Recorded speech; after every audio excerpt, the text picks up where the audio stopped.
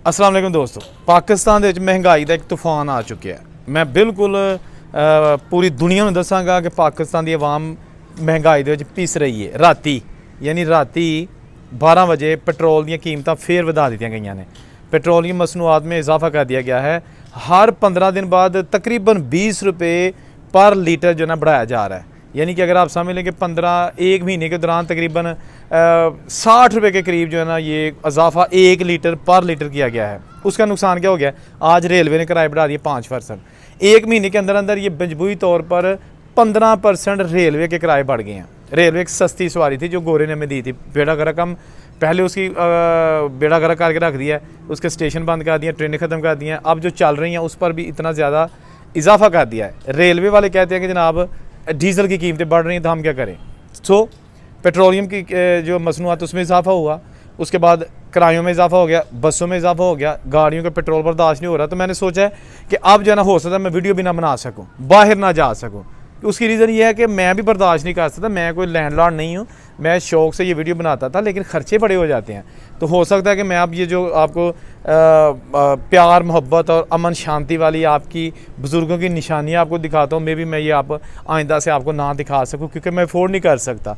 मैं बिल्कुल petrol afford नहीं कर सकता। इसकी यूट्यूब से इतनी कमाई नहीं है जितना मैं जेब से लगा देता हूँ, लेकिन मेरा शौक़ है, आप लोगों की मोहब्बत है इसलिए। लेकिन कितनी देर तक मैं अपने पल्ले से ये सारा कुछ करता रहूँगा। लिहाजा ये वीडियो बनाने का मकसद था कि जनाब महंगाई ने बड़ा तंग कर दिया है और मैं चाहूँगा कि आप मुझे राय दें कि मैं क्या करूँ।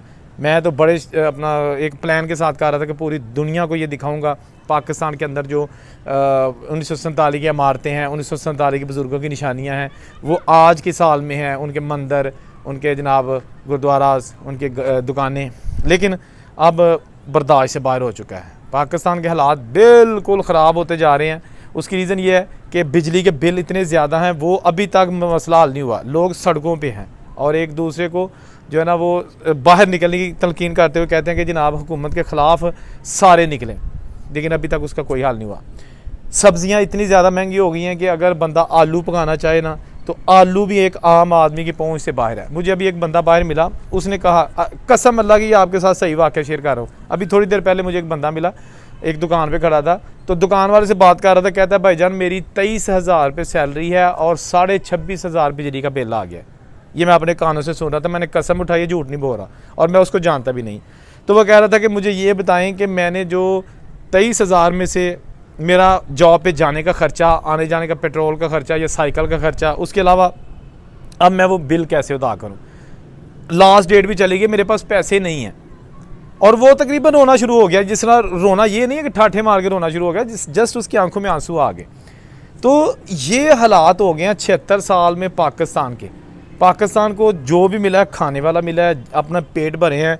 इमरान खान ने मुल्क का बेड़ा गर्क किया, नवाज शरीफ ने मुल्क का बेड़ा गर्क किया, जरदारी ने मुल्क का बेड़ा गर्क किया। इसके अलावा जो मौलाना फजल रहमान, उन्होंने भी अपना इस बेड़ा गर्क करने में अपना, किसी ने इस मुल्क का नहीं सोचा, किसी ने। इमरान खान पर बड़ी उम्मीदें थी, लेकिन उसकी जो साथ सारी टीम थी ना वो सारी करप्ट थी।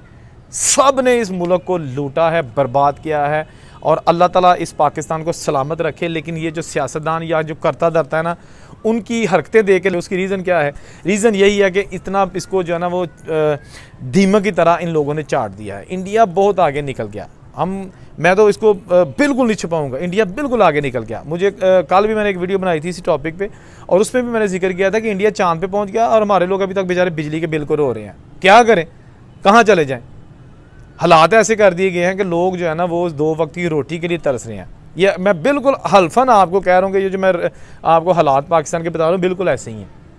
अगर आपको मीडिया, मेन स्ट्रीम मीडिया नहीं दिखाता या इस टॉपिक पे नहीं कोई बात करता, तो मैं करूंगा और मैं बताऊंगा कि सच क्या है। हालात बहुत ख़राब हैं और बेहतरी के कोई चांस नज़र नहीं आ रहे। डॉलर जो है ना वो डेली उसकी प्राइस बहुत ज़्यादा हो रही है, तकरीबन 350 रुपये का $1 जो है ना वो हो गया है। 350 यानी 320-25 रुपये का $1 बन गया है। ठीक है जी। अब आप देख लें कि इंडिया में या बांग्लादेश में $1 कितने का, आप खुद एनालिसिस कर लें जहाँ भी आप रह रहे हैं। ठीक है ना। तो बहुत डिसअपॉइंटमेंट होती है, मायूसी होती है, लेकिन हम कर कुछ नहीं सकते। अपने आप को सिर्फ जो है ना वो लॉलीपॉप दे के बेहतरी की जो है ना वो उम्मीद के साथ आगे को चलने को तो कह सकते हैं, लेकिन ये हालात जो है ना ये मेरा नहीं ख्याल कि ये ठीक होने वाले हैं। लोग बहुत मायूस हो चुके हैं। अब अल्लाह बेहतर जानता है हमारा क्या होगा। अल्लाह हाफिज़।